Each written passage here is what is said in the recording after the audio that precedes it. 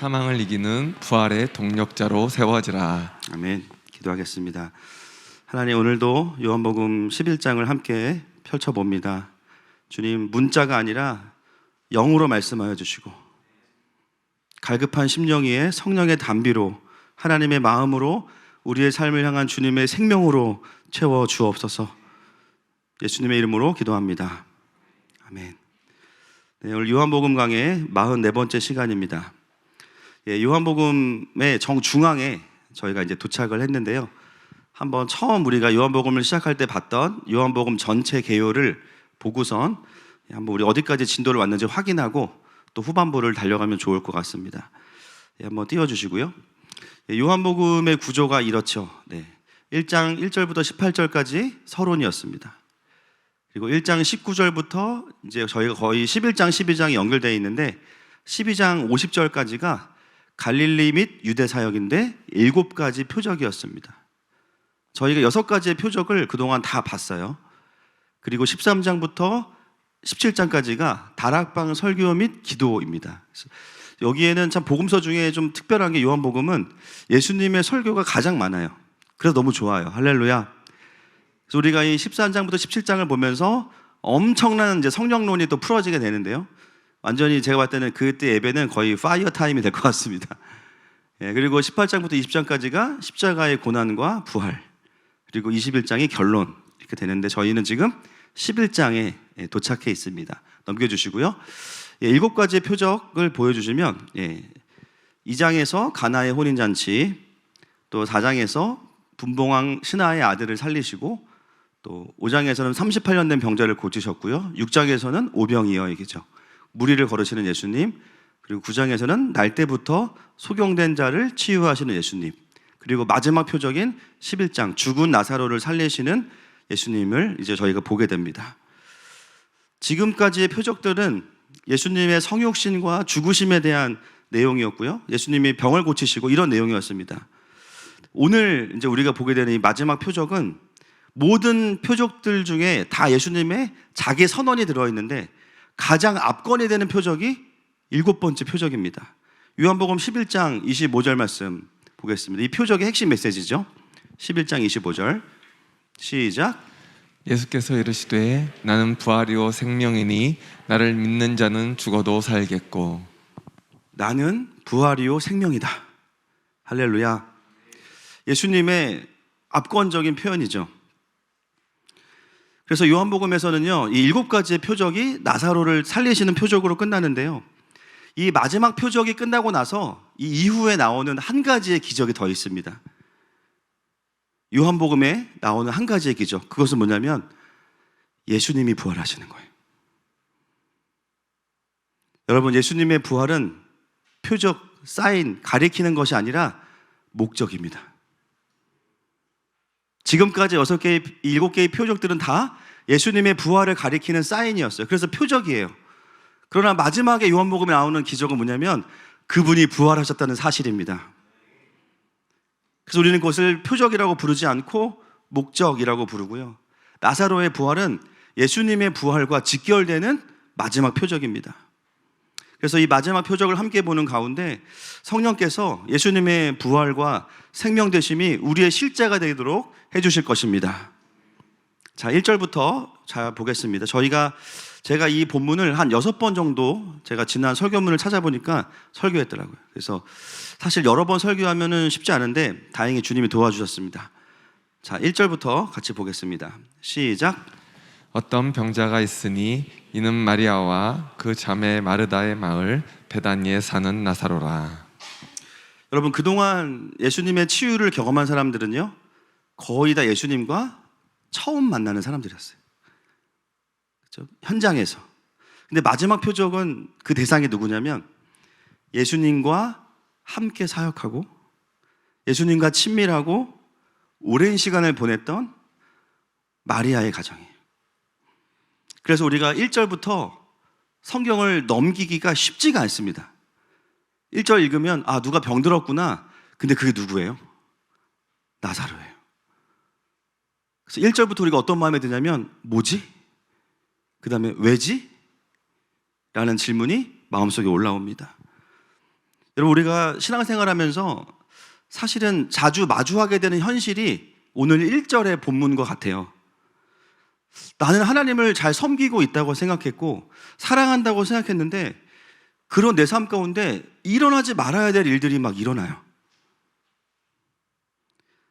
그리고 우리 주변에 누가 봐도 하나님을 잘 섬기는 분이신데 막 사업이 어려워지거나 가족 중에 아픈 분들이 막 생깁니다. 그때 우리가 어떤 마음이냐면 딱 1절과 같은 마음이에요. 왜일까? 이 상황은 뭘까? 그런 마음을 가지고 2절을 한번 읽어보도록 하겠습니다. 2절 시작. 이 마리아는 향유를 주께 붓고 머리털로 주의 발을 닦던 자요 병든 나사로는 그의 오라버니더라. 요한은 마리아를 소개하면서 뭐라고 소개하냐면요, 이 마리아는 향유를 주께 붓고 머리털로 주의 발을 닦던 자요. 여러분, 우리가 성경을 여러 번 읽다 보면, 여러분 성경은 한 번만 읽는 거 아닌 거 아시죠? 네, 여러 번 읽다 보면 어느 순간 요한복음 이 부분에서 라고 생각이 듭니다. 왠지 아십니까? 이 마리아가 향유를 주께 부었던 사건은 언제 일어날까요? 네, 12장에서 일어납니다. 지금 우리가 보는 본문은 몇 장이에요? 11장이에요. 11장이 다 지나고 나서 일어나는 사건을 사도 요한은 앞으로 가지고 와서 처음부터 이야기합니다. 쉽게 말하면 사도 요한은 시간을 초월한 전지적 작가 시점에서 이 2절 말씀을 기록하고 있어요. 왜일까요? 시간을 뛰어넘는다는 것은 누구의 관점을 의미합니까? 하나님의 관점이에요. 우리의 삶에 일어나는 일들을 그 당시에는 다 해석하지 못하지만 시간이 지나고 나면 돌아봐지게 되고요. 그리고 신앙에는 거기서 끝나는 게 아니라 그 일이 나에게, 하나님은 나에게 그 일을 이렇게 행하셨구나, 그 일을 통해서 내가 이것들을 깨닫게 되었고 이런 회복이 있었구나, 시간이 지나서 알 수 있죠. 오늘 요한은 1절에서 이미 마음이 어려워지는 이 독자들을 향해서 2절의 결론을 딱 이야기합니다. 왜 하나님의 사랑하는 가정에 이런 일이 일어나는가? 결론이 뭐냐면 12장에 예수님께 향유를 붓고 머리털로 그의 발을 닦는 마리아의 헌신과 사랑하는 모습을 보여줍니다. 여러분, 이게 어떤 의미일까요? 1절을 읽고 이미 우리의 마음이 불안해요. 뭔가 이상한데? 근데 요한이 이야기하는 거예요. 일단 걱정하지 마. 결론은 마리아가 더 예수님을 사랑하게 됐어. 회복의 과정과 순서들은 지금 이야기하지 않았죠. 그러나 결국 이 일의 마지막은 뭐냐? 예수님과 멀어지는 게 아니라 이 가정이 예수님과 더 친밀해질 거야. 더 깊은 사랑의 표현과 고백으로 들어가게 될 거야. 그러니까 염려하지 말고 일단은 본문을 따라와라. 그 이야기를 사도 요한은 하고 있는 것이죠. 여러분, 하나님을 사랑하고 살아가는 우리의 인생에도 사실은 나사로가 병이 들고 때로는 나사로가 죽는 것과 같은 일들이, 사실은 받아들이기 어려운 일들이 종종 자주 발생합니다. 근데 오늘 본문은 우리에게 먼저 이렇게 이야기해요. 먼저 기억해야 될 것이 있다. 예수님은 우리를 시험에 들게 하시려는 게 아니다. 아직은 구체적인 내용과 회복의 과정을 모르지만 결국 그 일로 인하여서 우리는 예수님의 사랑을 이전보다 더 경험하게 될 것이다. 그리고 그분을 이전보다 더 사랑하게 될 것이다. 그것이 바로 저와 여러분의 인생을 향하신 하나님 아버지의 선하신 계획입니다. 여러분, 혹시 오늘도 내가 믿음 안에 잘 살아가려고 하는데 왜 이렇게 내 인생에 어려움이 올까? 또 벌써 마음에 시험에 들려는 마음들이 있으신 분들 계십니까? 믿음으로 선포하십시오. 이 시간과 이 시련이 지나고 나면 우리는 더 주님의 사랑과 능력을 경험하게 될 것입니다. 그래서 이전보다 더 그분을 사랑하게 될 것입니다. 그 믿음의 선포가 우리의 마음 가운데 들려지기를 축복합니다. 자, 3절 말씀 넘어가겠습니다. 시작. 이에 그 누이들이 예수께 사람을 보내어 이르되 주여 보시옵소서 사랑하시는 자가 병들었나이다 하니. 그 누이들 마르다와 마리아가 예수님께 사람을 보내요. 근데 뭐라고 소개하냐면 사랑하시는 자가 병들었습니다. 이름을 얘기하는 게 아니라 사랑하시는 자가 병들었습니다. 결론적으로 이 가정은 예수님을 더 사랑하게 되지만 사실은 여기서 사랑하시는 자라는 사랑이라는 단어가요, 필레오라는 단어입니다. 여러분 아마 아실 거예요. 어떤 사랑이냐면 친구 사이의 우정을 의미합니다. 우정을 나타낼 때 필레오라는 단어를 써요. 이 사랑은 물론 친구 간의 어떤 존중도 있지만 조건적인 사랑이에요. 여전히 조건적인 사랑. 여러분 누구와 친구가 되십니까? 같이 있으면 대화가 되는 사람, 안 되는 사람. 누구랑 친구하세요? 대화가 되는 사람, 그죠? 나보다 나를 더 많이 사주는 사람, 맞죠? 최소한 같이 있으면 뽀대라도 놔야 돼, 그죠? 뭔가 나에게 유익이 되면 친구예요.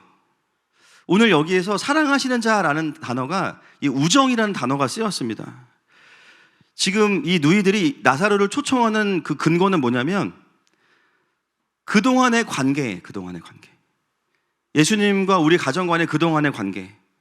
주님, 우리 집에 오셔서, 여러분 예수님께서 이 베다니에 올 때마다 누구 집에 머무르셨어요? 마리아의 집에 머무르셨습니다. 오시면은 뭐 금식 기도 하세요, 예수님이? 엄청 드세요. 자기 집 냉장고야. 그렇죠? 근데 혼자 오시는 게 아니야 또. 기본 13인분. 한 번 오시면 냉장고 다 동납니다. 그리고 하루만 계세요? 며칠씩 계시잖아요. 예수님이 오는 게, 여러분 목장 모임 일주일에 한 번 할 때마다 어떠세요? 집을 내어주시는 분들. 네, 마르다의 심정일 거예요 아마. 말은 안 해, 그렇죠? 은혜 받았으면 됐지. 마음은 쓰려. 축복합니다. 아니 예수님 그동안 우리 집에 오실 때마다 그 드신 밥이 몇 끼이고 예수님 때문에 제가 배달의 민족 우수 회원이에요. 말이 예수님과 12제자지 거의 반 노숙자시잖아요, 그렇죠? 머리둘 곳이 없는. 오면은 막 냄새 나고 막 샤워 다 하고 막 다 드시고. 그 우정을 생각하면 오셔서 고쳐주시는 게 정상이잖아요. 예수님 그동안 내가 헌금한 게 얼마고 내가 드린 노력과 정성이 얼만데 이 정도는 응답해 주실 수 있잖아요. 이게 조건적인 우정이라는 단어에 들어있는 사랑의 표현입니다. 그 고백 안에 담긴 내용이에요. 여러분 사실 예수님께서는요 이 땅에 오셔서 죽은 사람들을 총 몇 명 살리셨죠? 3명 살리셨죠. 첫 번째가 나인성 과부의 아들, 그리고 회당장 야이로의 딸, 세 번째가 죽은 나사로. 여러분 11장은 예수님의 부활의 능력을 선포하는 장이 맞지만 사도 요한은 그 3명의 부활의 이야기 중에서 나사로 가정의 이야기를 선택했습니다. 성령의 영감을 받아서. 그것은 부활의 능력만이 아니라 부활의 과정 가운데 일어났던 것도 너무 중요하기 때문이에요. 여러분 11장을 보면 실제로 부활 사건은 몇 절 되지 않아요. 뒤에 대부분의 이야기가 뭐냐면 부활을 경험시켜 주시면서 가정을 회복시키신 이야기가 훨씬 더 많은 부분을 차지합니다. 요한은 예수님께서 부활이요 생명이시다라는 것을 강조하면서도 그 부활이 가정 안에 어떻게 풀어지는지를 아주 구체적으로 설명하는 게 11장입니다. 그 과정에서 가정의 변화, 그리고 제자들의 변화. 근데 지금 그들의 예수님과의 관계의 차원은 어떤 차원이냐면 우정의 차원인 거예요. 우정의 차원. 예수님과의 관계 속에서 나에게 은혜를 주셔서 나도 주님께 기브 앤 테이크하는 우정의 차원.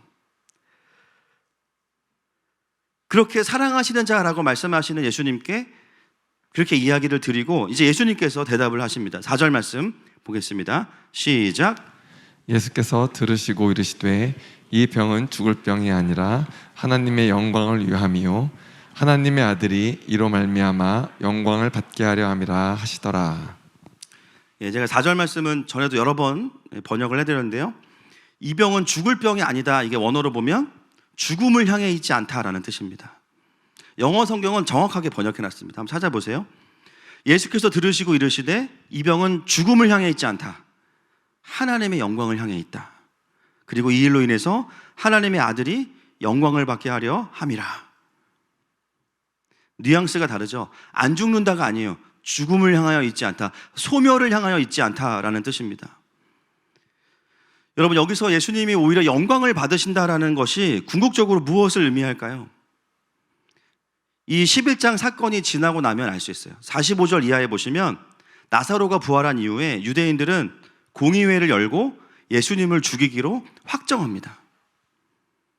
그래서 이 표적을 통해서 예수님이 영광을 받으신다는 것은 어떤 뜻이냐면 죽은 나사로를 살리시고 뭐 찬양과 경배를 받으시는 것이 끝이 아니라 자신은 죽음을 향해 가시는 거예요.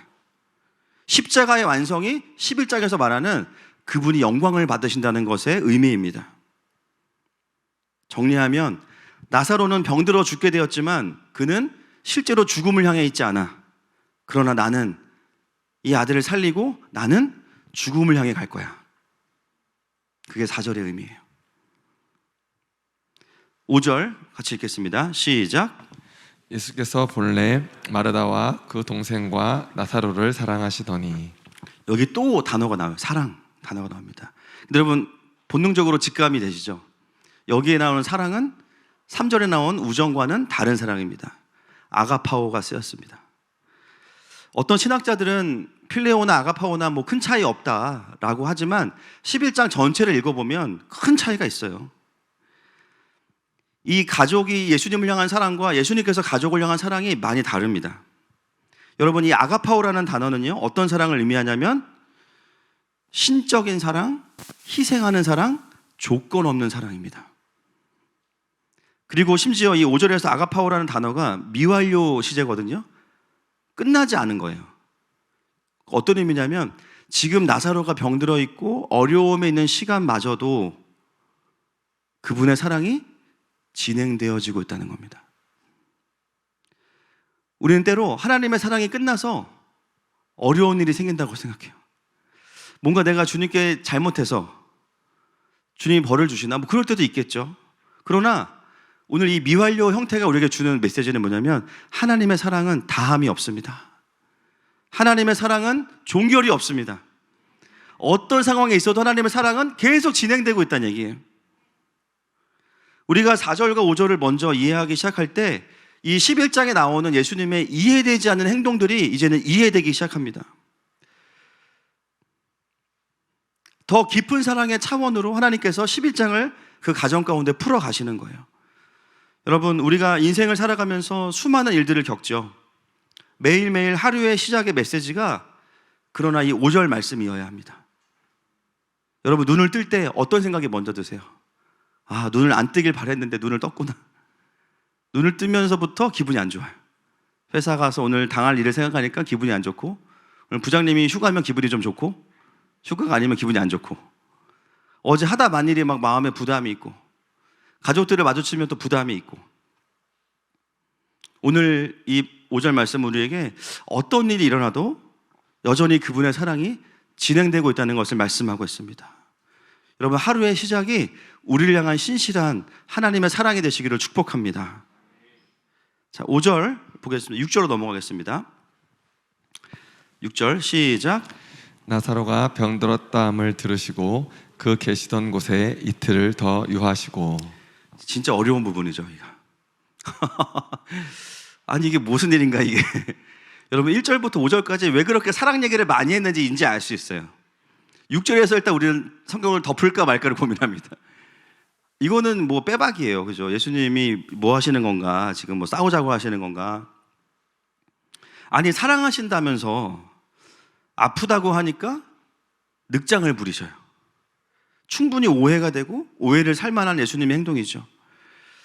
차라리 예수님이 너무 바쁘셔서 야, 스케줄상 내가 이틀 후에 갈 수밖에 없어, 미안해, 이러면은 용서가 돼요.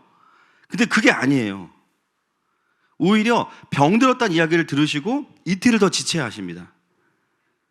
너무 서운하고 너무 잔인한 예수님, 어떤 경우에는 배신감마저 느껴져요. 도저히 예수님의 사랑이 느껴지지 않는 본문 중에 하나죠. 아니, 다른 가정도 아니고 우리 가정의 이야기인데, 우리 가정의 이 어려움인데 예수님이 이렇게 반응하셨다고? 나사로가 죽기를 기다리신 건가? 아무리 앞에 예수님의 신적인 사랑을 이야기해도 이 6절에 걸려서 못 넘어가시는 분들이 참 많으십니다. 그래서 오해를 한 번 또 풀어야 돼요. 제가 6번 얘기했는데 오늘 7번째 얘기하겠습니다. 지금 예수님이 계신 그 위치가 어디냐면요, 요단 동편이에요. 세례 요한이 세례를 주던, 그리고 지금 나사로의 집은 베단입니다. 거리가 하루 정도 걸려요. 하루 가려면. 예수님께서 하루를 이제 가시고 이틀을 유하셨기 때문에 총 3일 후에 도착하신 거죠. 맞습니까? 하루 가고 이틀 지체하셨으니까. 자, 11장 17절 말씀 보겠습니다. 시작. 예수께서 와서 보시니 나사로가 무덤에 있은지 이미 나흘이라. 네, 요한이 우리가 오해할까 봐 다 기록해놨어요. 나흘이면 며칠입니까 여러분? 4일이에요. 영어로 보면 4days라고 돼 있죠. 4일. 예수님 3일 걸렸는데 죽은 지 나흘 됐어요. 그러면 예수님이 소식을 듣기 전에 이미 나사로는 죽었을 가능성이 90%입니다. 아무리 시간을 짧게 잡아도 사람들이 와서 예수님께 나사로의 상태를 보고하는 그 시점에는 나사로는 이미 죽었습니다. 예수님께서 오시지 않았거나 늑장을 부리셔서 나사로가 안 죽은 게 아니에요. 그 문제가 아니라는 거예요. 이미 예수님은 아셨을까요? 모르셨을까요? 아셨죠. 나사로가 죽었다는 것을 아셨어요. 그래서 이것은 예수님의 어떤 지체하심과는 상관이 없습니다. 그러면 이제 우리는 고민하는 거죠. 그러면 왜 예수님은 이틀을 더 지체하셨을까? 그냥 그 즉시로 주님은 하실 수 있잖아요. 블루투스로. 그죠? 살아날지어다. 근데 왜 안 하시고 이틀을 지체하셨을까? 왜 가족들이 슬픔 가운데 있게 하셨을까? 다음 주에도 보겠지만 여러 가지 이유가 있습니다. 그 중에 하나가 뭐냐면요. 그 당시에 이 유대인들 안에는 어떤 일종의 미신이 있습니다.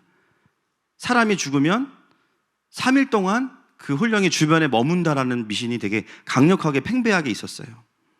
심지어 여러분 가끔 우리가 뭐 서프라이즈 막 이렇게 놀라운 일이 보면은 막 그런 거 있잖아요. 막 죽었던 분이 갑자기 막 관 두들기면서 배고프다 그러고 막 다 도망가고 막 다시 돌아가시고 그런 거 있잖아요. 그 당시에도 그런 일이 종종 있었기 때문에 사람들이 어떤 미신이 있냐면 주변에 홀령에 머물다가 혹시 살아날 수도 있다는 거예요. 3일 동안. 만약에 예수님께서 빨리 가셔서 나사로를 부활시키셨다고 해봅시다. 유대인들이 그 부활을 어떻게 생각할 수도 있어요? 그렇죠. 예수님의 능력이 아니라 우연히 살아날 수도 있다고 생각한 거예요. 그래서 예수님은 3일이 아니라 4일째 도착하셨어요. 그것은 무엇을 의미하냐면 나사로의 완전한 죽음을 의미합니다. 다시는 살아날 소망이 없음을 의미합니다. 그리고 그래야만 정말 부활과 생명이 예수님이신 것이 드러나는 거예요. 여러분, 그리스도인은 어떤 사람일까요? 복음을 만나기 전에 내 삶이 완전히 사망 권세였음을 인정하는 사람들입니다. 내 인생에 소망이 없다는 것을 인정하는 사람들이 그리스도인입니다. 주님을 모르면은 나는 완전한 사망이라는 것을 아는 사람들이 은혜를 아는 거예요. 죄가 죄인 줄 알 때 은혜가 은혜되는 것입니다. 그래서 때로는 우리가 그런 생각들을 하는 거예요. 예수님을 알기 전에 시간들을 돌아보면서 왜 그때 예수님 나 안 도와주셨지? 나 그냥 왜 그때 지금 예수님이 살아계신 걸 아니까 내가 예수님 모를 때 왜 나를 망하게 두셨지? 막 이런 게 원망스러워요. 그러나 여러분, 우리 안에 소망 없음을 인정하지 않은 채로 하나님의 그냥 하나하나의 도움만 받는다면 우리는 전심으로 하나님께 갈 수 없습니다. 그런 신앙은 말 그대로 기복신앙이고요. 119 구급대원 정도로 주님을 생각하는 거예요. 평상시에 하나님 없이 살다가 일만 생기면 하나님을 찾고 도와주시면 하나님 잊어버리고 119 신앙 아닙니까? 그리고 주님이 도와주셨음에도 불구하고 어떻게 생각해요? 처음에는 감사하다. 나중에는 생각해보니까 내가 대처를 잘했어. 생각해보니까 어차피 좋아질 상황이었어. 주변에 떠돌던 훌령이 들어간 거야 그냥. 하나님께로 가지 않는 거예요. 감사한데 감사를 잊어버리고 살아가는 수준이죠. 여러분, 그래서 우리의 인생에는 이틀이라는 시간이 더 지체되는 시간이 때로는 걸리는 거예요. 이 생명이, 이 일하심이 나로부터, 이 땅으로부터 해결된 것이 아니라 정말 하늘로부터 주어진 것이구나. 이 땅에 소망 없음을 깨닫는 그 시간이 이틀의 시간인 거예요. 여러분, 때로 우리가 농담하죠. 내가 예수님만 몰랐으면 세상에서 잘 나갔을 텐데. 잘 나가셨을 거예요. 돈도 벌고 높은 지위에 오르고 쭉 가다가 지옥으로 잘 나가셨을 거예요. 뜨거 마지막에 막 핫플레이스에 가셔가지고 막 영원히 막. 여러분, 정말 그 삶이 그리우십니까? 저는 그게 우리의 진심이 아니라는 것을 압니다. 다들 말은 그렇게 하셔도 왜 예수님을 믿게 됐냐면 정말 내가 꿈꾸던 삶을 살았다 한들 결국에 예수님을 모르면 사실 그렇게 행복하지 않다는 것을 이제는 알아요. 아멘이시죠? 아멘 안 하시면 곤란해져요. 여러분 혹시 지금의 삶의 자리에서 뭔가 내가 주님께 요청하고 기도하고 응답을 구했는데 느낌은 이틀이 지체된다고 느껴지신다면, 그리고 내가 염려했던 일이 막 일어나, 그거는 주님이 응답을 안 하시는 것도 아니에요. 안 들으신 것도 아니에요. 무엇을 말씀하십니까? 너의 삶에 나 외의 모든 가능성과 소망을 내려놔라. 안 도와주셔서 어려워지는 게 아니라 원래 안 되는 일이에요. 그냥 내 능력으로 그게 안 되는 거였던 거예요. 그 모든 소망을 내려놓으라고 주님 말씀하시는 거예요. 그리고 하나님에 대해 정확하게 하나님께서 하시겠다고 말씀하시는 겁니다. 그래서 우리는 6절을 넘어갈 수 있어요. 이제 자, 7절로 가겠습니다. 시작. 그 후에 제자들에게 이르시되 유대로 다시 가자 하시니 8절. 제자들이 말하되 랍비여 방금도 유대인들이 돌로 치려 하였는데 또 그리로 가시려 하나이까. 원래 예수님은 베다니로 가셔야 되는데요, 어디로 가자고 말씀하세요? 갑자기 유대입니다. 물론 그게 입구예요. 그런데 굳이 유대로 가자고 말씀하시는 이유는 8절에 제자들의 대답에 나와 있습니다. 방금도 유대인들이 돌로 치려고 하였는데, 원어로 보면 돌로 치려고 당신을 찾고 있습니다 이렇게 돼 있어요. 여러분 바다에 다이빙 해야 되는데 막 상어가 왔다 갔다 하면 다이빙 가능하시면 손 들어보세요. 불가능하시죠? 지금 유대는 그런 느낌입니다. 가면 예수님은 바로 돌로 맞으시는 거예요. 근데 왜 제자들이 이것을 이렇게 염려할까요? 1번 예수님이 걱정돼서, 2번 내가 제자니까, 2번이죠. 나는 안 가도 돼, 예수님만 가시. 그럼 예수님 기도하겠습니다. 다녀오실지 모르겠네요. 좀 마음이 쿨해져요. 근데 지금 제자들이 뭐가 불안해요? 예수님 가시면 우리도 가야 되는 거예요. 근데 불 보듯 뻔해. 가면 바로 그냥 돌에 맞아. 그럼 우리는 어떻게, 제자들은 같이 돌에 맞는 거예요. 제자들은 지금 예수님도 걱정이지만 사실은 자신들도 죽을 거라는 두려움에 휩싸여 있어요.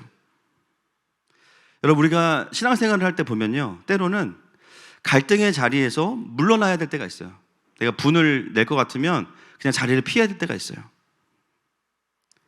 근데 때로는 어떤 때가 있냐면 거기 가면 죽을 걸 알아요.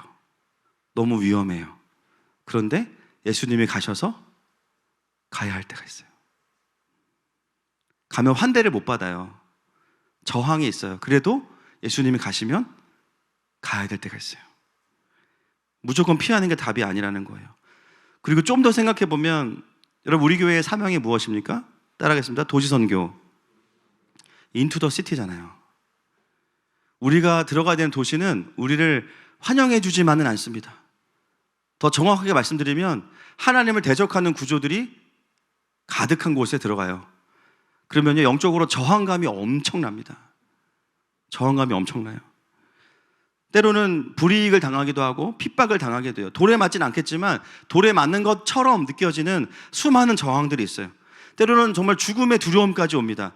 회사를 잘릴지도 모르고, 가정에 어려움이 올지도 모르고, 재정이 파산이 될지도 몰라요.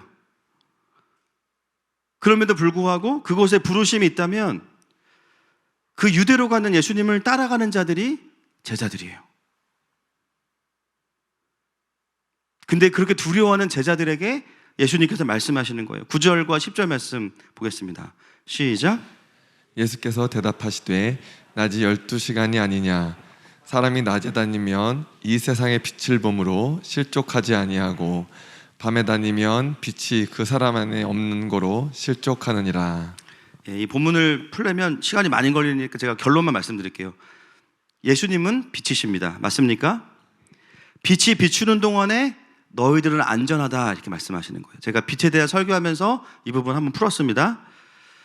그러니까 빛 가운데 있는 사람은 안전해요. 밤에 다니면 실족합니다. 그러면 빛 가운데 살아가는 삶은 언제냐? 따라하겠습니다. 지금. 내가 숨 쉬는 동안이에요. 구원받은 이후에 숨 쉬는 모든 시간이 그분의 통치와 빛 가운데 있는 시간이에요.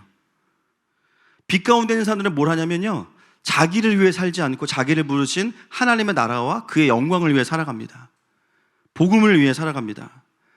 그래서 구원받은 이후의 삶은 두려움으로 채워지는 시간이 아니라 핍박과 저항이 있음에도 오히려 주어진 사명을 감당하고 복음을 전하는 시간들로 채워져야 돼요. 놀라운 것은 그런 삶을 사는 자들을 하나님이 보호하신대요. 그런 자들이 실족하지 않는데요. 여러분, 우리가 선한 목자에 대해서 지난주까지 함께 말씀 보았죠. 가장 안전한 양은 어떤 양입니까? 선한 목자 바로 곁에 있는 양인 거예요. 내가 안전한 우리를 만들어 놓고 여기는 아무도 못 들어와, 바로 들어옵니다. 목자가 떠나면 같이 떠나는 게 사는 길이에요. 여러분, 그리스도인이 가장 안전한 때가 언제냐? 그분의 사명과 부르심 앞에 순종할 때입니다. 하나님의 뜻 가운데 머물러 있을 때입니다. 내가 안전하고 내가 대비하는 삶, 물론 그것도 필요하겠지만 그러느라고 주님 못 따라가면 그거야말로 진짜 불안한 삶입니다. 그래서 우리는 돌아봐야 돼요. 나에게 예수님을 영접하고 구원 이후에 이 땅에서 주어진 이 시간, 이 호흡이 있는 시간 동안에 나는 빛 가운데 사명을 쫓아가는 것으로 삶을 채우고 있는가, 아니면 빛으로 부르셨는데 어둠 가운데 살고 있는가, 여전히. 저희 교회 지체한 분이 대학원에서 이제 생명과학을 공부하는데 주중에 이제 무슨 일 하냐고 물어보니까는 암세포 연구하는 일을 한대요. 근데 그걸 연구하려면 암실에 이렇게 들어가야 돼요. 빛이 하나도 없대요. 그래서 본인이 일주일 동안에 가장 신앙이 좋을 때가 언제냐? 그 암실에 들어갈 때 너무 무섭대. 막 찬양 틀어놓고 막 기도하고 막 그런대요. 진짜 어둠과 싸우더라고, 그분은. 그죠? 눈에 보이는 어두움 앞에서는 반응하는데 우리가 왜 영적인 어두움을 분별하지 못하면 안 되겠죠? 빛으로 부르셨고 낮이라는 시간으로 부르셨는데 이 시간을 두려워하고 상처에 묶여있고 외로워하고 세상의 논리대로 살아가는 밤처럼 쓰고 있다면 우리에게 주어진 시간들이 너무나 허비되고 있는 것입니다. 그리고 밤에 움직이면 빛이 없기 때문에 걸려 넘어진다는 거예요. 내가 내 인생에 하나님 되는 순간 우리는 걸려 넘어집니다. 그러나 그분의 사랑과 사명 안에서 살아가면 그게 빛 가운데 걸어가는 것이죠. 사랑하는 여러분, 혹시 오늘 이 메시지가 우리 가운데 그렇구나, 내가 빛 가운데 살도록 부름 받았는데 스스로 어둠을 만들었구나 느껴지신다면 회개할 수 있기를 권면드립니다. 자, 11절부터 14절 말씀 넘어가겠습니다. 시작. 이 말씀을 하신 후에 또 이르시되 우리 친구 나사로가 잠들었도다. 그러나 내가 깨우러 가노라. 제자들이 이르되 주여 잠들었으면 낫겠나이다 하더라. 예수는 그의 죽음을 가리켜 말씀하신 것이나 그들은 잠들어 쉬는 것을 가리켜 말씀하심인 줄 생각하는지라. 이에 예수께서 밝히 이르시되 나사로가 죽었느니라. 아멘. 사실 나사로는 지금 생물학적으로는 죽었습니다. 그런데 예수님은 뭐라고 말씀하시냐면 나사로가 잠들었다. 지금 여기도 돌아가신 분이 계십니다. 보니까 깨우지 마세요. 지금 깨우지 마세요. 살살 얘기해, 살살. 잠들었다고 말씀하시죠. 그리고 깨우러 간다 이렇게 말씀하세요. 이거는 비유인 것 같지만 사실은 맞는 말이에요. 여러분, 나사로의 사명이 뭔지 아십니까? 그의 부르심? 부활하는 거예요. 부활하는 거예요. 그렇죠? 이름부터가 나사로. 대박. 헬라어와 한국말이 연결돼 있어. 막 달라 말이야. 뭘 달라는 거야. 그죠? 갈망이 많은 여인이란 얘기입니다. 은혜를 막 달라는 얘기예요. 이름부터가 나사로예요. 그러니까 그의 사명이 뭐냐면 죽었다 사는 것 자체가 사명이에요. 근데 이거를 일반화시키면 안 되는 거예요. 그죠? 모든 막 사람을 다 손대면 다 살아나면 여러분 진짜 이 세상은 무서워집니다. 좀비 천국이 되는 거예요. 나사로가 막 그때 살아가지고 살아있으면 2000살이 넘거든요, 지금. 다니면서 천국과 지옥 간증하고 막 얼마나 무섭겠어요. 제가 나사로를 추적하다가 되게 신기한 게 뭐냐면 이 본문이 끝나면 나사로 안 나와요. 어디에도 안 나와요. 성경은 이제 나사로에게 카메라를 들이대지 않아요. 왜냐하면 그의 사명은 죽었다가 잠시 살아나는 것까지예요, 그냥. 샘플인 거예요. 육신으로 살아났지만 사실 그 부활은 나사로의 영원한 부활도 아닙니다. 그냥 사람들에게 생명의 주인이 예수님이시다, 그것을 가르쳐주기 위한 그냥 샘플로 보여주신 거예요. 그래서 우리가 이 땅에서 무병장수하는 게 부르심이 아니라고 이민혁 전도사가 벌써 한 달 전에 이야기했잖아요. 무병장수하고 싶으면 누구한테 가라고요? 메치니코프 박사님한테 가래요. 그거 뭐 먹으면 된대요 또. 그러니까 하나님의 부르심은, 부활의 능력이라는 거는 살아있는 좀비를 만드는 게 아니라는 거예요. 결국 나사로도 잠시 살아났지만 다시 죽었습니다. 뭐 창피해서 죽었든 금발 봐서 죽었든 죽었어요. 그래서 없는 거예요 지금. 나사로의 완전한 부활도 우리의 부활과 똑같은 마지막 때의 부활입니다. 결국 핵심은 뭐냐면, 나사로를 통해서 보게 된 핵심은, 나에게 주님이 주시고 기대하시는 사명이 완성되기 전까지는 죽음도 그것을 방해할 수 없다는 거예요. 심지어 죽은 자도 잠자고 있다고 말씀하시는 거예요. 여러분, 아무리 사단이 우리의 사명을 방해하고 질병이 온다고 해도 우리가 하나님께로 가는 것은 사명을 다 이루었기 때문인 겁니다. 아멘이십니까? 그렇기 때문에 아무리 어려워져도 필요하다면 다시 깨어나게 하시는 분이 하나님이세요. 그러므로 여러분, 하나님의 일을 할 때 우리는 죽음을 두려워하지 않습니다. 어떤 것도 두려워하지 않습니다. 우리의 삶의 모든 순간은 죽음을 향해 있지 않고 그분의 영광을 향해 있습니다. 그래서 많은 분들이 속고 있는 거죠. 인생에서 영적으로 큰 실수를 했거나 사역을 하다가 실패를 했거나 또 상처로 인해서 자신이 이제는 죽었다고 스스로가 자기에게 사망 선고한 분들이 너무 많아요. 근데 문제는 뭐냐면 살아있어요. 아직도 숨을 쉬고 있고 밥을 먹고 있고 매일매일 할 일을 하고 있어요. 그렇다는 것은 무엇을 의미하냐면, 아직 하나님께서 우리를 기대하신다는 겁니다. 나는 내가 죽었다고 생각해. 그러나 하나님은 뭐라고 생각하세요? 너 지금 잠자고 있는 거야. 그리고 어떻게 해주세요? 내가 널 깨우러 갈 거야. 실패 속에 헤어나올 수 없는 우리의 마음을 향해서, 깊은 외로움 속에서 다시는 내가 전처럼 쓰임받지 못할 거야. 그건 내 생각이에요. 여전히 우리가 호흡하고 있고 살아가고 있다면 여전히 하나님의 우리를 향한 사랑은 멈추지 않습니다. 그분의 부르심은 끝나지 않았습니다. 내가 숨쉬고 있다는 자체가 아직 사명이 남아있다는 것입니다. 오늘도 예배를 통해서 죽었다고 생각하는 자들이 잠에서 깨어날 줄로 믿습니다.